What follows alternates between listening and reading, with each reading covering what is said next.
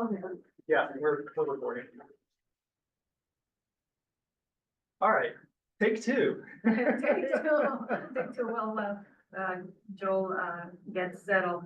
So pretty much welcome again, everybody.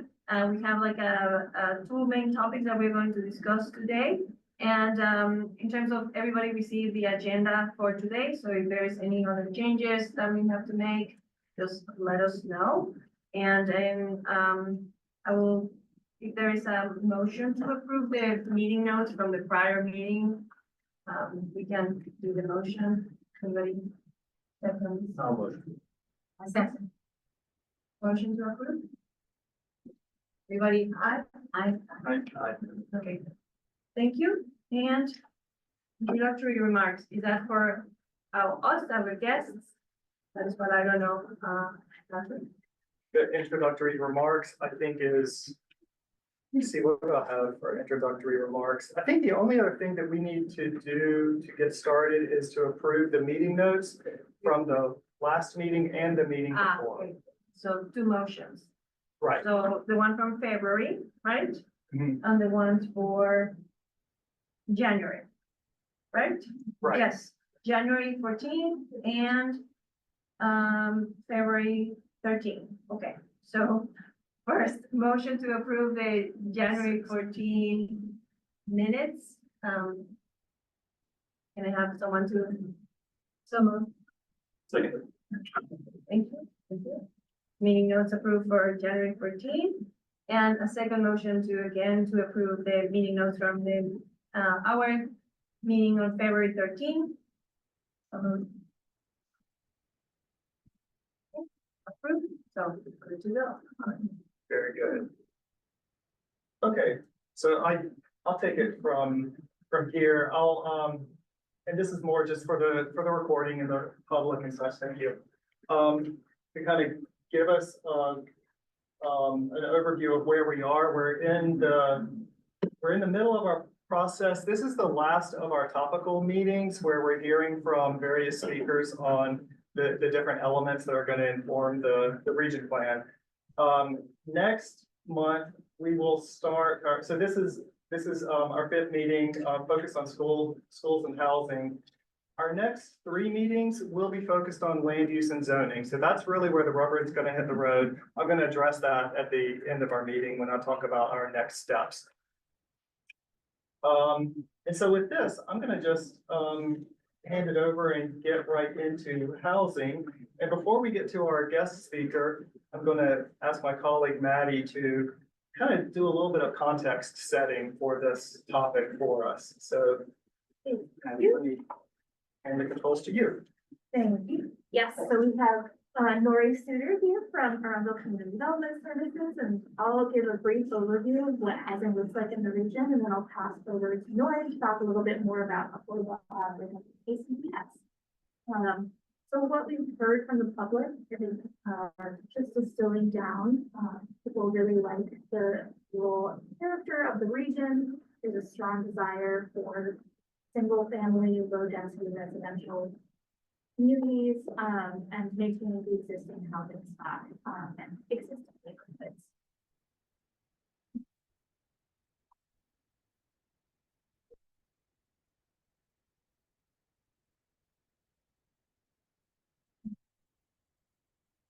So the type of housing available in Region 6 is really limited when compared to the rest of the county. Approximately 97% of the homes in the region are single-family detached, and the other 3% are mobile homes or group housing.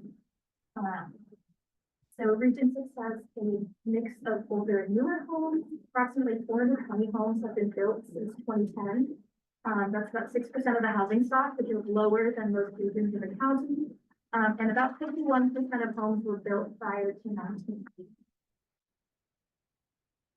Moving on to affordability, it's useful to understand some demographic information just to understand a little bit more about what the affordable housing looks like in the region. A rough metric to use for the number of households that could struggle with affordability is income, and approximately 1 out of 5 Region 6 households are considered to be very low income as defined by the Department of Housing and Urban Development.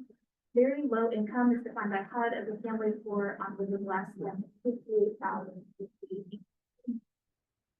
And if we would take a look at price of housing in the region, the average price of a home sale rose nearly 75% since 2010 to 738,900 in 2022.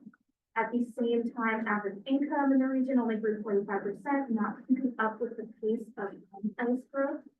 The average monthly rent was $1,650 in 2022, and almost 80% of households pay more than $1,500 a month. So how much housing is actually being built in the region? There have been less than 50 homes built per year for more than a decade, since 2009. And then getting a little bit more into holding capacity. Holding capacity provides an estimate of the number of additional housing units that could be built in the county under the existing building code. So as regulations as they are. And then we pair that with household forecast, which is how many households are predicted to be added to the region. So Region 6 is projected to welcome around 200 households through 2040, and the maximum amount of additional housing units that could be built currently under existing zoning is estimated at nearly 535. The region has more than enough housing capacity to accommodate forecasted growth over the next. And then finally, as an introduction to NORI, just to give you some brief housing supply information, the region has 0 of the housing choice vouchers in the county and 0 of the ACDS finance units. And for context, as of June 2024, the Housing Commission had a total of over 3,000 households on the waiting list for public housing and 22,900 folks on its waiting list for housing choice vouchers. And then, Lori, I'm gonna pass it over.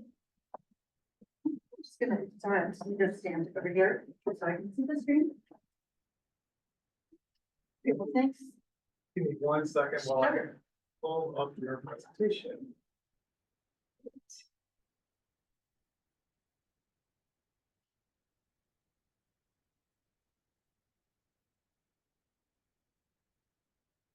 It's me, Nora Suter. I'm the Chief Affordable Housing Officer at Arundel Community Development Services. For those of you who don't know, we are the county's housing agency. So in some counties, the housing agency is part of the government, of the local government. In Ann Arbor County, we were set up as a nonprofit, but we do the housing work for Anne Arundel County. My first big disclaimer is, although I have worked in affordable housing for many, many years, my whole career, only been with ECDS for just over 2 months. So our CEO couldn't be here tonight, so I'm pinch hitting a little bit. So I know a lot, but if you have questions that I can't answer, certainly give me a call, or you guys have my number and I can follow up. Go to the next slide. So as Patrick, or excuse me, as Maddie, Yeah. Maddie, yes, sorry. As Maddie pointed out, there is not a lot of affordable housing in this region, which, also, I live in this region, so interesting to be here. But what is affordable housing? So we think of affordable housing as anytime you pay 30% or less of your income for your rent.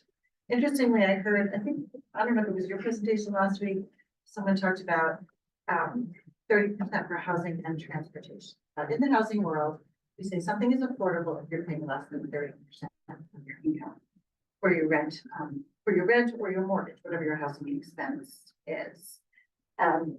For low to moderate income housing, you usually require some kind of a subsidy, state, federal, or local.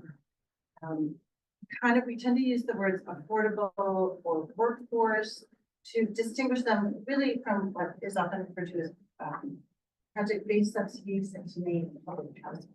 Those serve the lowest of the low. We serve very low income people, but up to moderate income people. ACDS, we have, the county has a trust fund that we use to build, we make loans to developers. They are loans, not grants, to make loans to developers to build affordable housing. We have a mortgage assistance program. We have something called our workforce housing, which is restricted for people at 60% of AMI. Do you know what that means, AMI? So mortgage Yes. term, isn't it? Yeah. Yes, it might be, actually.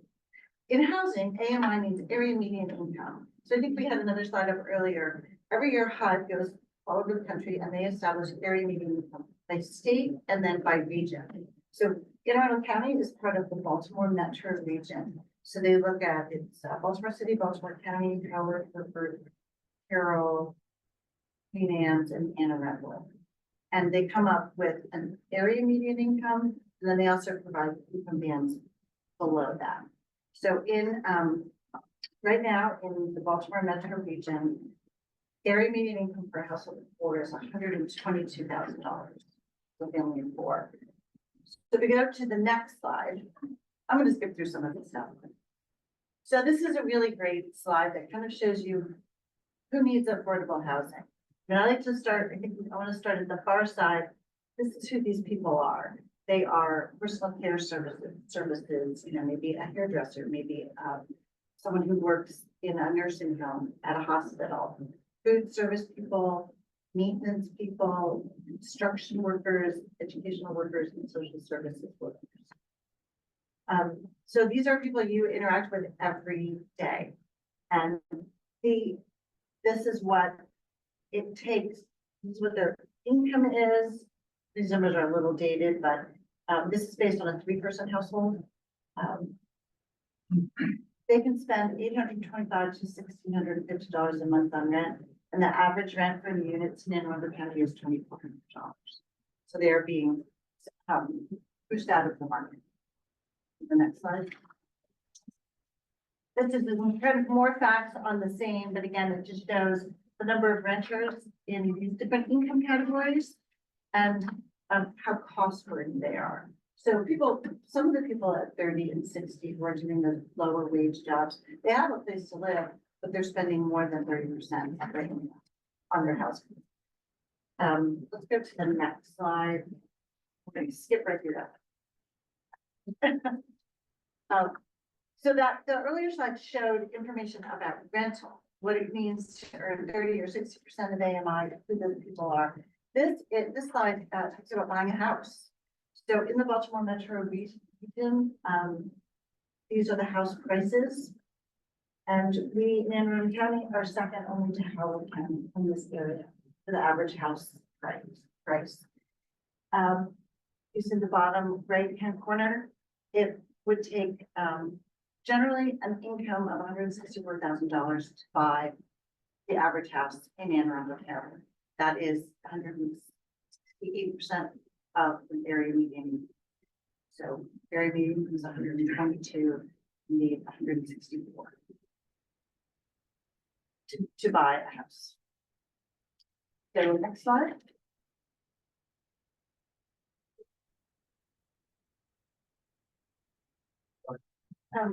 So these are, again, a little bit kind of a different slant on some of the Maggie had, but housing trends are that there are fewer new housing units being built, whether they're individual homes or rental units. So through 2014 to 2019, we had 24 residential permits a year. Again, that was a mix. And in the last 2 years, 2020 to 2023, which has resulted in this sort of weird dynamic. I want to focus on this one, that of the people working in Anne Arundel County, 62% live outside of the county. Some of that is certainly choice. There's people who live here who work. Sounds like you can throw from, you're down here, you're the people living here and working someplace else. But this statistic is really telling. And if you think about probably a lot of young people, it's hard for them to buy a house. You could buy a house in Baltimore City and some really fun, great neighborhoods for a lot less. And these are for young working people. Next. So I have these couple of slides are, this one and the next one are something that might be of interest in this region. Last week I was down at in region Lothian, so region 8, sorry. And that has a similar feel and similar mission as I think this group does. That's more agricultural, but it's larger lots, single family homes, not a lot of density. there's this kind of new phenomenon in affordable housing called the missing middle. And it provides affordability in two ways. It could be that they're market rate houses. They're not federally subsidized or government subsidized. They're just built by a home builder, but they're on, they're joined together, or they're in a small area like this, where there's yards are smaller, the houses are smaller, so the house price is more affordable. Or they could also be subsidized, but it's called missing middle because it makes housing more affordable. A lot of it is, though, about density. But this is a great example. Now, this is a low income one that that ACDS owns and operates in Galesville. They're all, either 1 or 2 bedroom units, and they're kind of centered around a little courtyard. It's a great little project. There's 18 or 19 of them.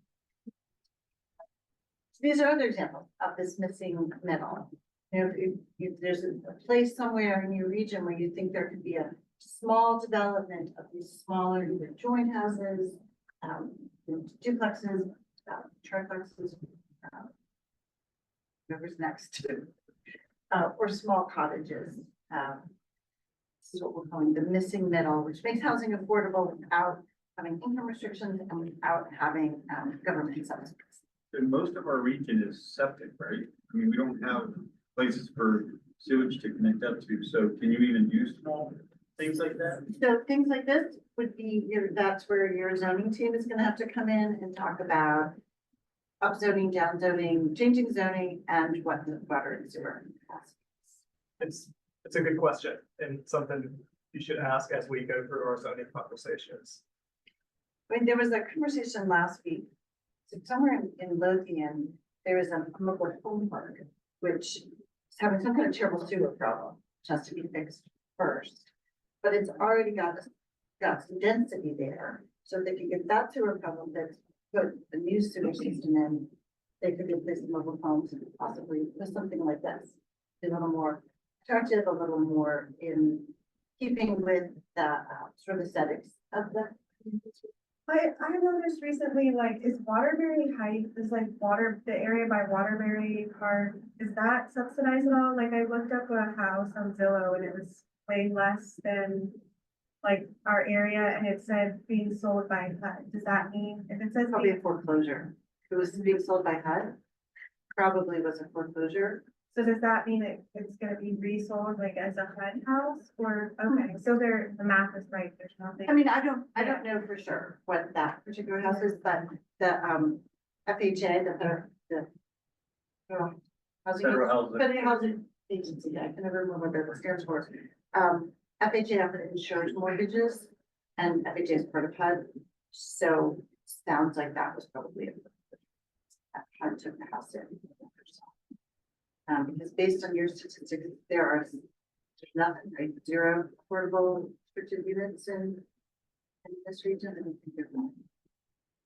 Nora, you said that they are not funded publicly, so a commercial builder will come in and front, is that normally the missing middle ones, the examples that you're giving, is that where the funding is usually seated? It would be a private developer who might come in, a private developer who buys a piece of land and builds a large scale development, could come in and develop something like this.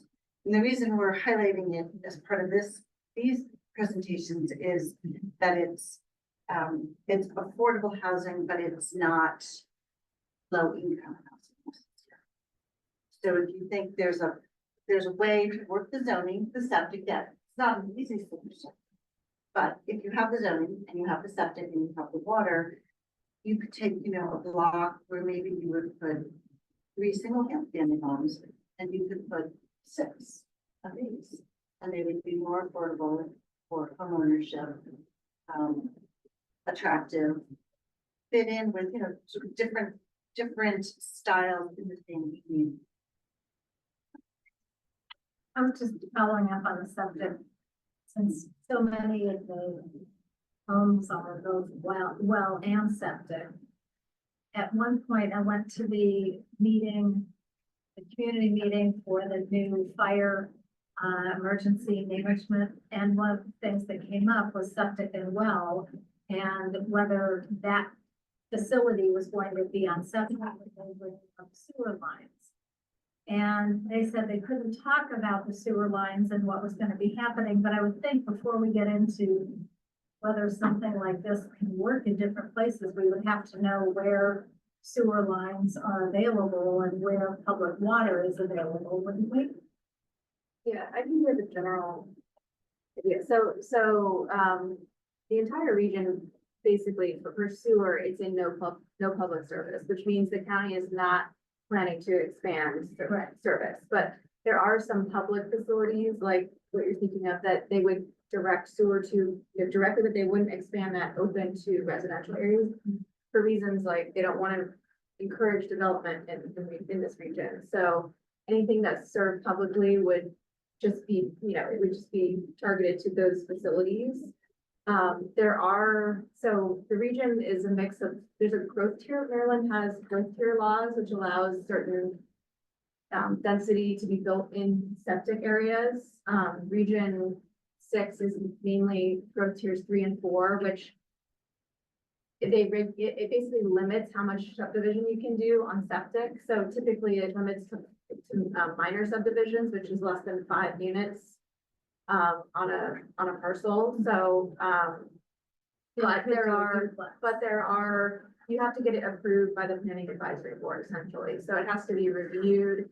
And there's an exception process to that, but it's generally 5 units.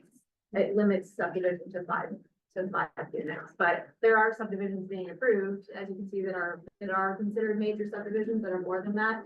And those just require approval through the planning advisory board. Thanks. Slide. Just to give you again, probably know this, but again, just a little education background. These are some examples of rental housing developments that we've worked on it with ACDS. The first one down here is in the city of Annapolis. One is in Arundel, and this top one is in Glen Burnie. So, you know, sense of different styles. They aren't always those big monolithic buildings. But these are some really attractive examples. Next slide. And then these are some, this is a great little, like this is another example of kind of like a missing middle. This is a property called Treeside that ACDS owns and operates. It's in Glen Burnie. It is, I don't remember how many units there are, but these are home ownership. So it's kind of that idea where it's sort of built around this middle courtyard.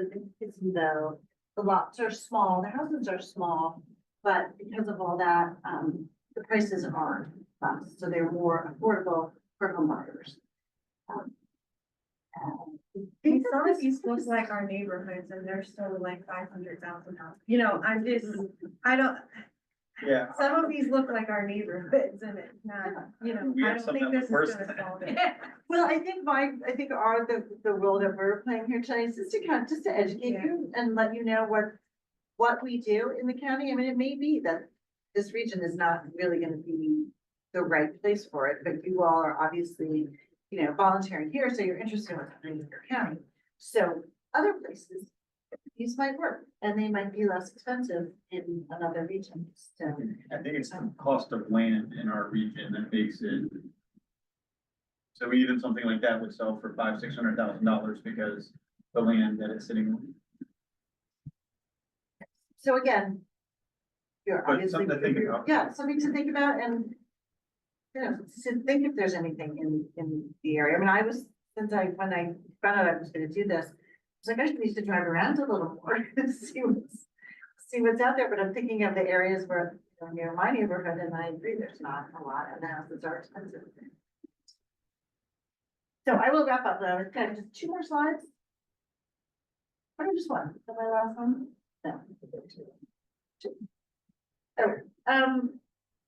So again, this is just some of what we've done, just a little boasting for ourselves and what we've done with your county money. We have renovated or helped construct 1,500 new units in Anne Arundel County in the last fiscal year. And we did that through our combination of, we work with a developer, county put some money in, state put some money in, there's something called tax credits, local housing tax credits that generates money.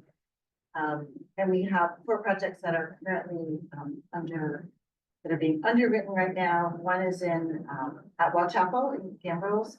One is in Odenton, basically two are in Odenton, they're next to each other. And then the third one is in Glenmore. Coming online, or starting next year. Great, and the last slide is, this is our moderately priced dwelling unit program, which I guess might work in this region. Anytime there is, so after July 1st, I believe the trigger is an application, but anytime there's a proposal for a new development, whether it be rental or homeownership, in the county, they will have to set aside a certain percentage of the unit as affordable. It's 15% of the units in a rental project, 10% of the units in a homeownership project. So someone comes in, builds big development with $2,500,000 houses, 10% of those will have to be affordable to families at 100% of AMI. So we talked about earlier, that's around $20,000 a year. So that's coming on July 1st, not quite done yet, but close. So that's affordable housing in a nutshell. Any other questions? Okay. That's great. Thank you for your time. Thanks. Yeah. It's all yours.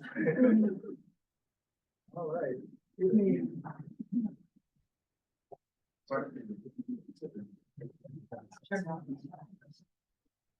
Yeah, if you all do have any questions at a later point that relate to Nori's presentation, please, send them to us. We can send it out to her and get answers.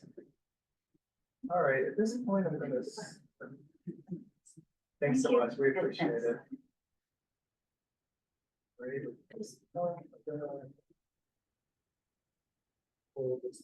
And I'll hand it over to you, Colin. Thank you. Good evening, Kyle Rook, Director of Facilities for Anne Arundel County Public Schools. So I want to talk, first thing, redistricting timeline. So we are in phase 2 redistricting right now. We kicked off the web tool in February. It's available for public comment until May 1st. Only a small segment of your region is actually involved. And then we have compared to the other regions that we're dealing with. So mostly the Rolling Knolls area and Annapolis is the one in phase 2.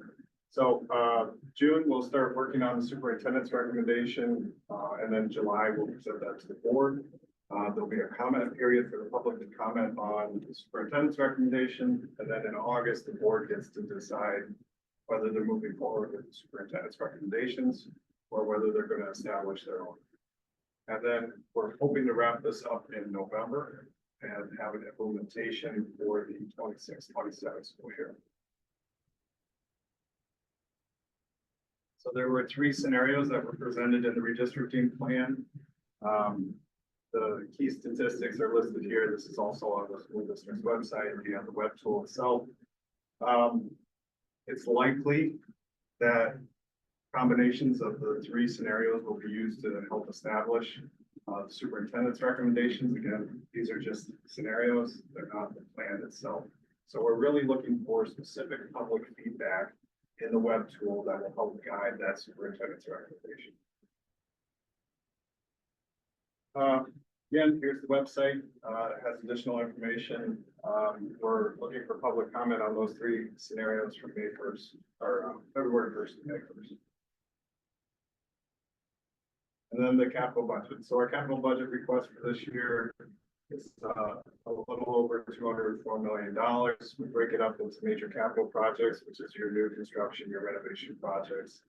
Then we have reoccurring projects, which are minor or smaller maintenance projects that are spread throughout the county. Just to touch on a few that affect your region. So we have Old Mill Middle School North. Proposed SRC is around 1,200 students. This will be similar to the Old Mill Middle School South that was recently constructed and opened last year. We're looking for the second year of construction funding, and we will probably be bidding this sometime closer to the end of the calendar year. Sure. What's the site for this build again? So this will be located at the Cat North site, existing Cat North. So Cat North is moving to the Old Mill complex. And we took down the south tower of the Old Mill complex where Old Mill Middle School was, building the Cat Center there. And then we're building the high school behind the existing high school. So it's gonna be quite a tight site the next 3 years.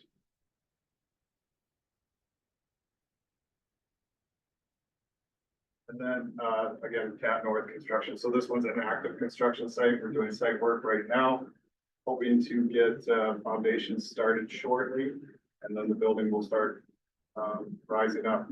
And you can see, this diagram.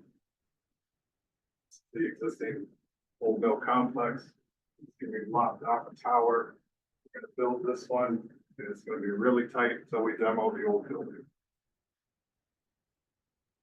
So SRC for Cat Centers is 640, but it really is just how the kids flow in and out of the building. It's gonna be larger than the current Cat Center right now. That will help with the blueprint initiatives for college and career readiness. So when these are finished though, this was all part of the phase one redistricting, right? So the phase two redistricting shouldn't affect who's going to Old Mill High School or Severn Run, right? That was all phase one. That was phase one, but there's, nothing that prevents, phase one school being touched in phase two during the final redistricting. One of the other projects that we're, getting started this year is the long range plan. So it was formerly known as the MGT study, basically laid out the next, our 10 years of capital improvement program, projects that we were looking to do. So this one will help frame FY 27 through FY 37.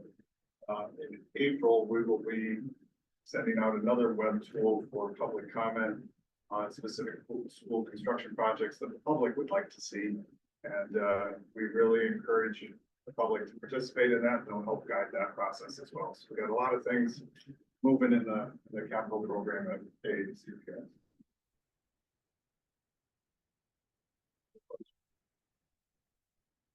When the Old Mill High School is, being rebuilt, where do the Old Mill students go? They're going to They're gonna stay in their building that they're in right now, along with the Old Mill North. So we have a middle school, and high school still located there. right, but the Old Mill High School is gonna get rebuilt eventually Yeah, on that so- same site, but they're gonna use the current building while the new building's being built, is that right? Yeah, that's our preferred option when we do replacement projects, is to keep the students in the existing building, build next to it, and then move them out. In terms of, since right now phase one is the redistricting is completed. What happens if in phase two, some of the students started in a school and then the redistricting kind of like changed it to a completely different school? How is it going to be managed or handled with the students and the parents? Similar to phase one, we did some onboarding with the students, trying to get them acclimated with their new community. There was some engagement process where we brought students in that were being relocated, try to get them familiar with the principal, the school staff, some community events to help everyone get acclimated. I think that went pretty well. Like our kids ended up going to Severn Run. And so they had some stuff where they got to go in and see, it's a beautiful building, looks better than most college campuses. So, I mean, I think you guys are doing a great job of building them. The thing that kind of caught me off guard was they're busing people from like way out in like, it feels like, past Odenton, like almost in Hanover area to Severn Run, past Arundel to Severn Run. And I was wondering how the districting worked, because I would have thought it would like shift everyone over, but it looked like they bypassed some people. Was that a political thing, or was that getting a diverse group? No, the real challenge with Mead feeder system itself is access to the base. So you do have to have, if you're a parent, you want to get on base, you have to show photo ID, you have to be a citizen, and that becomes difficult for some of the folks starting out. Beatrice, for the correct me if I'm wrong, but seniors that were in the high school system when Severn Run opened had the option to either go to Severn Run or stay at their high school, but everybody else switched to the new school 11th grade below.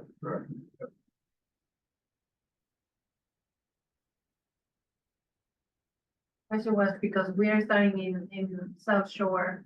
And, you know, I'm just concerned that if this phase two kind of we get redistricted, it's like, as we saw how.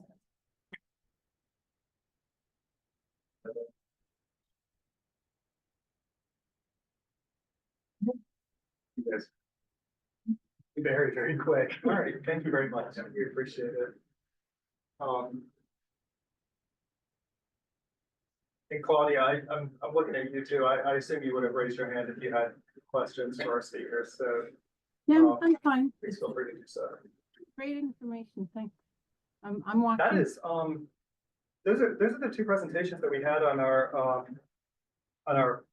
you know, agenda for tonight. So I think I knew that this was going to be a very quick, meeting tonight, but I think both of them are very important for us to consider as we move forward, the conversation about affordable housing and are there any places within the region? We started talking about some of those existing commercial areas that we want to include within some of those. Thank you, Kyle.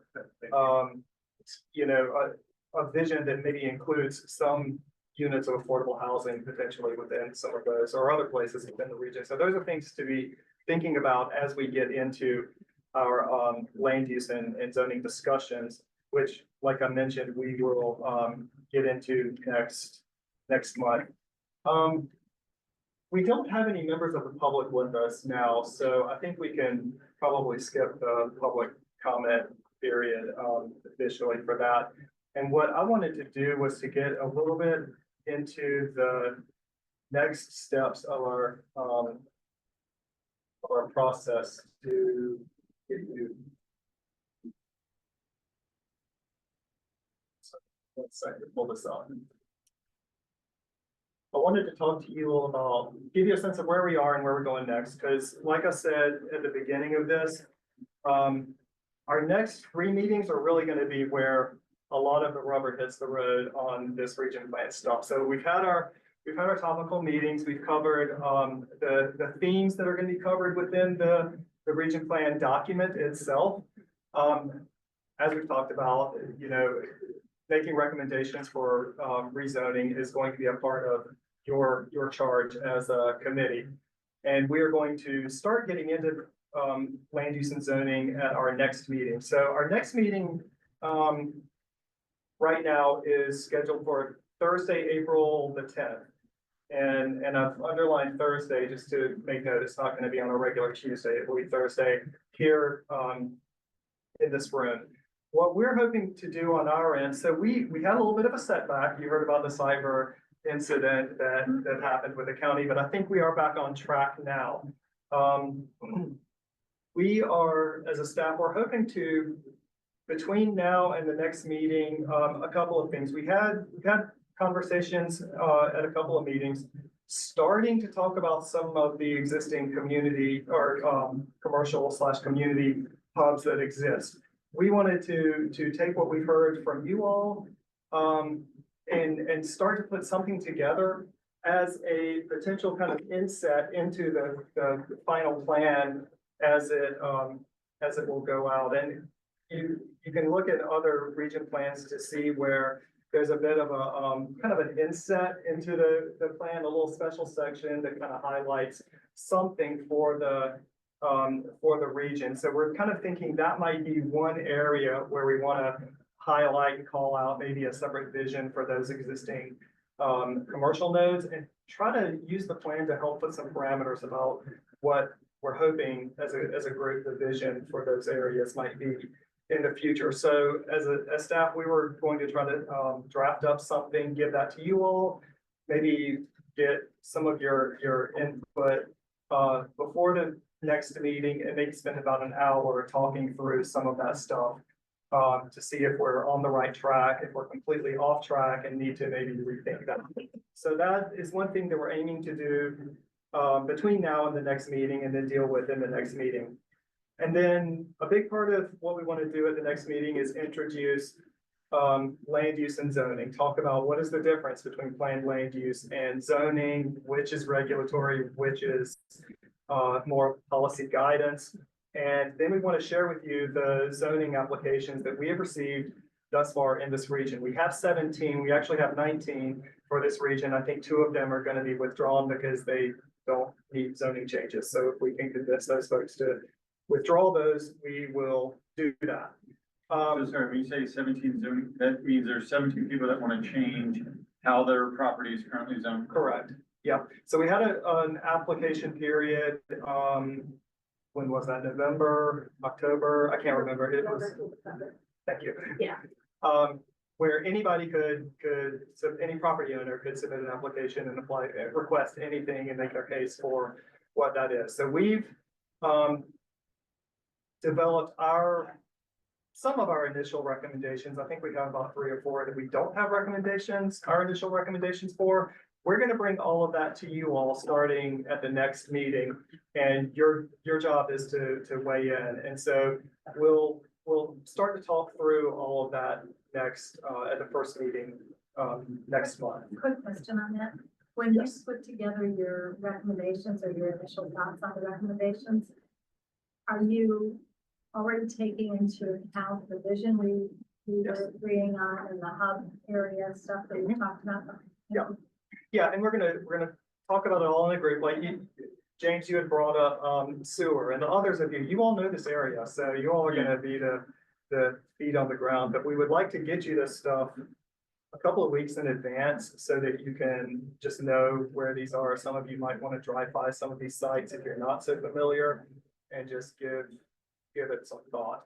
It also depends on what they're requesting a change from, like if it's, I know, I don't, by no means do I know the different zoning categories, but I know there's different levels of commercial zoning. So if someone's trying to go from like level 1 to level 2, that's one thing. If someone's got a residential property that they're like, I'm gonna turn this into a junkyard, that's a different level. I mean, I don't know, I'm just like understanding how people plan for it to be used, like what the criteria is would be helpful. Yeah, two things. One, we don't expect you all to be zoning experts. We're not even, we're gonna have backup from zoning staff helping to field some of your questions, because the way that the zoning code is interpreted is sometimes not as straightforward as we think it is. So we need that backup from our zoning administration staff, and they will help us to kind of think through that and answer any of y'all's questions that maybe we cannot answer. But you're right. We're going to give you kind of a high level overview of the different zoning categories and where you are currently, or where these properties are currently, how they are currently zoned. I think it's important to get a sense of what applicants say that they want to do with their property,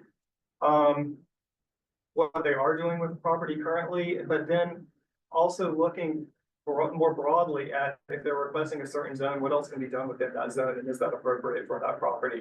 It's not as easy as saying they say that they're going to do this, so therefore that must be. There's no way to lock that Once in. they have the new zone, they can do whatever they can within the guidelines of that. How come we can't be like waiting forever? We can't. How come we can't be? We can't like stipulate, like, like the developers, they can say no more shoe stores and it's like, but it's like, we can't do any of that with the zoning. Really. It's through the zoning code, so I mean, it would be lobbying council to Change the code. make a text amendment to adjust the code in And some then way, and they do that. Are the codes pretty stable in our region? I mean, like, do they label, or could they change how things are organized, every so often? And then they're saying what used to be residential 3 is now, like I heard the county executive say, for example, like there was a movement to get rid of anything zoned open space and categorize it as something different, but conservationists did not want that, so they're keeping the zone open space. I mean, I don't know how complex ours is compared to other places, but as far as like how many. We don't have as many zones, and certainly not the higher intensity zoning categories, or very few properties that are within those zones. Certainly not the residential zones. So we'll kind of talk through all of that with you. zoning, changes in zoning happen in one of two ways, and I'm gonna get a little bit deeper into this, but there's the comprehensive zoning process, which is what we're doing. And that's a little bit on the part of the applicant, that's a little bit easier because it's a process where we look at an entire region or usually a whole locality. We'll look at the whole county. This time we're doing it in regions and we make recommendations to adjust the map in a comprehensive fashion. So looking at all the context. The other case would be an administrative zoning. So a piecemeal, you have one piece of property, they want a change on their one property and they have to go through an administrative hearing and a decision is made. And that's a much harder process in this county to get a change of zoning that way. So, but,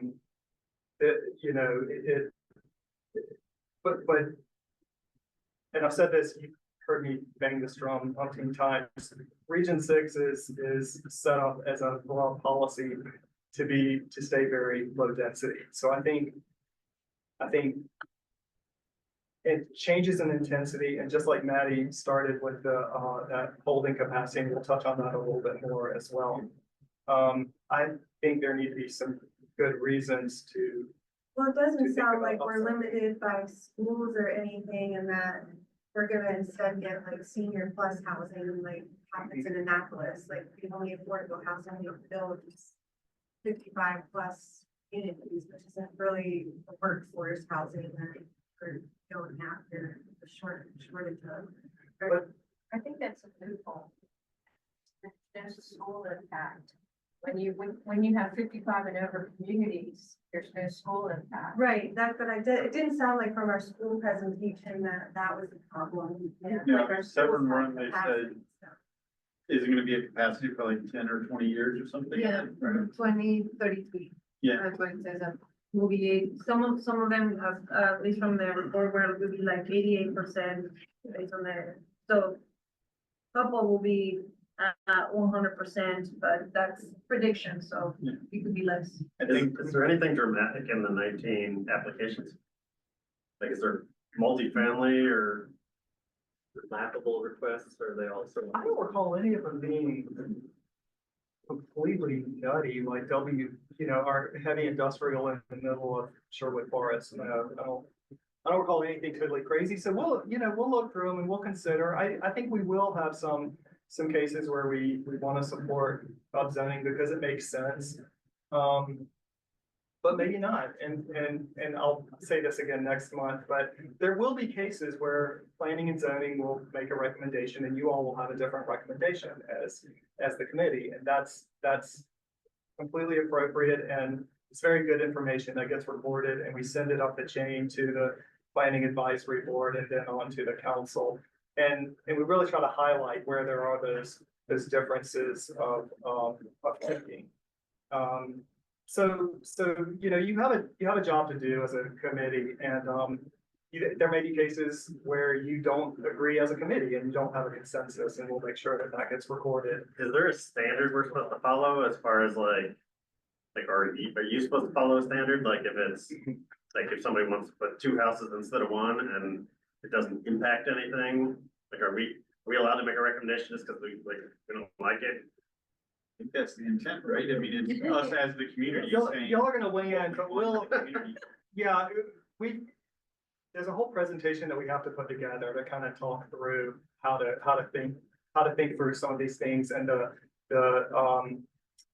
different criteria that Plan 2040 really lays out. But it's really meeting the vision of Plan 2040 and then ultimately the vision that you all are kind of working with us to pull together for this Is region. it like a majority, like everyone in the committee votes and that's, or do you just record all of it?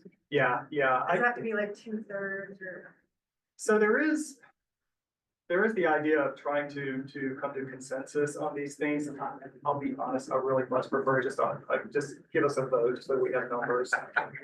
Because they're in the, and you should take a look at this as well, in the, what do we call it, the procedures document of the standards that you all signed up for these, there's for regulatory, decisions, there's a percentage that we have to meet of the vote. So we'll get into all of that and need to make sure, but that's why I just kind of like, just have a show of hands and yay or nay on those kinds of things, because it's important and it'll help us.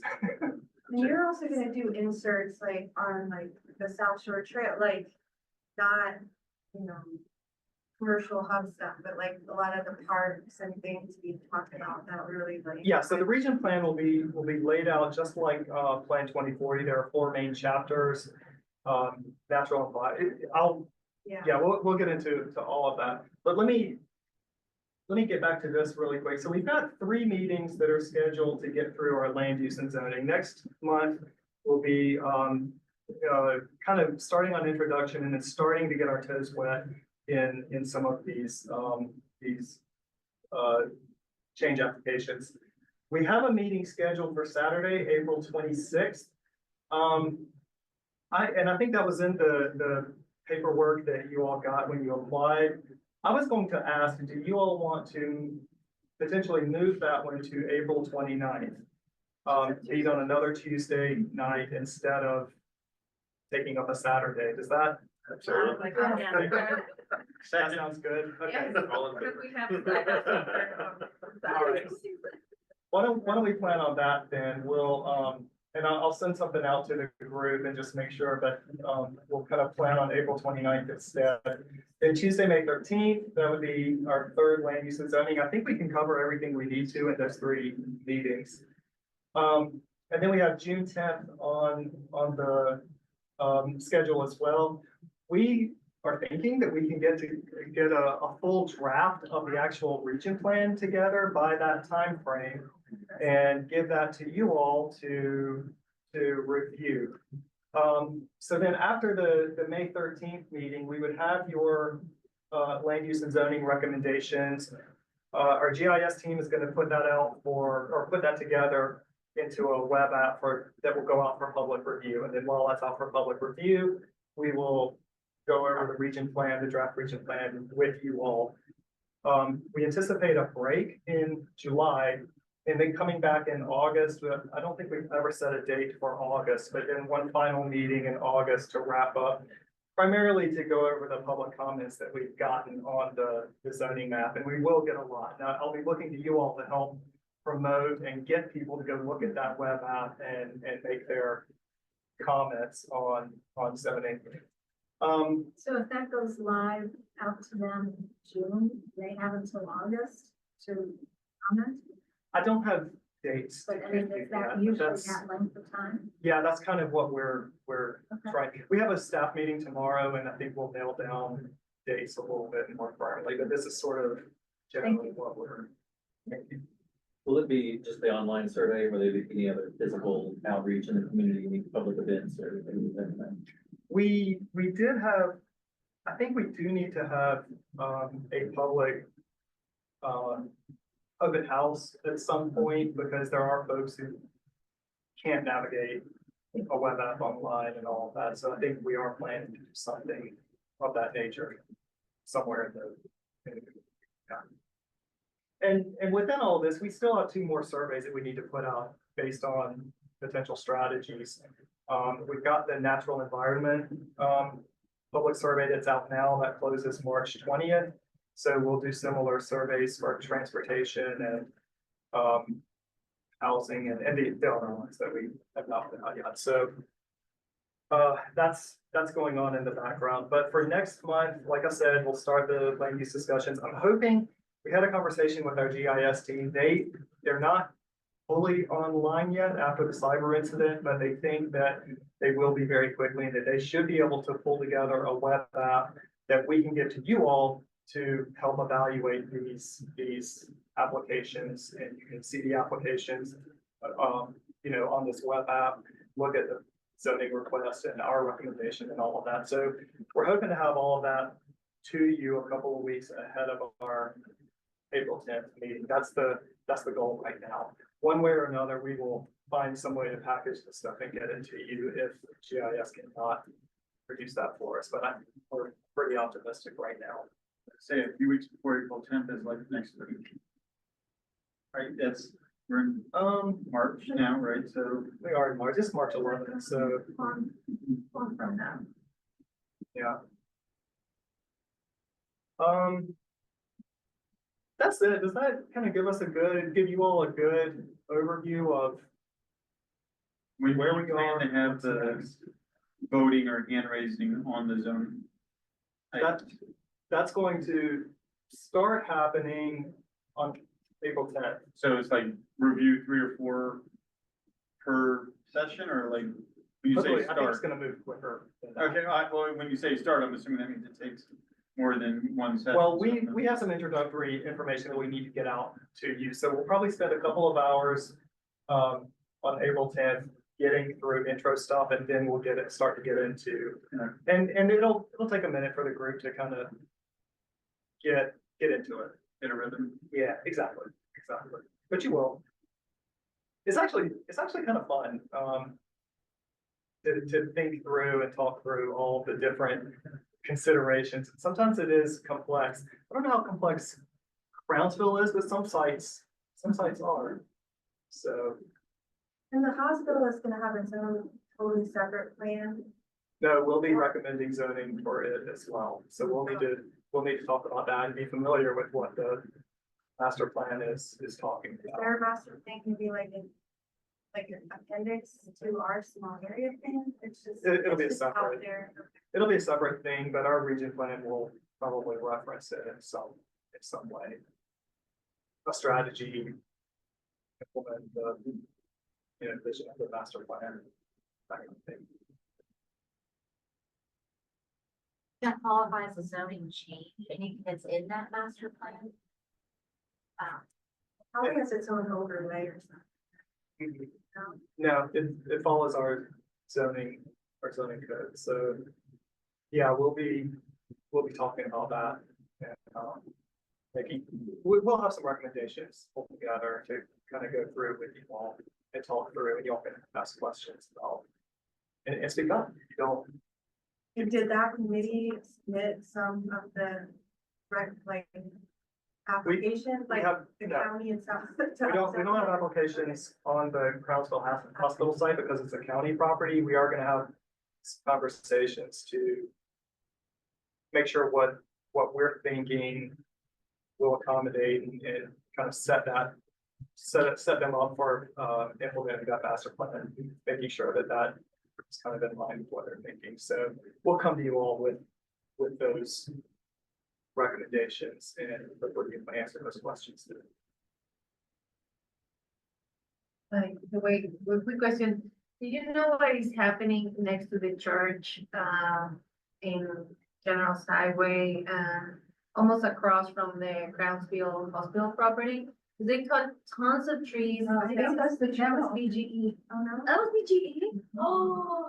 Yeah. It's awful what BGE has done all the way from 97, Yeah, all down there, General there's clearing line.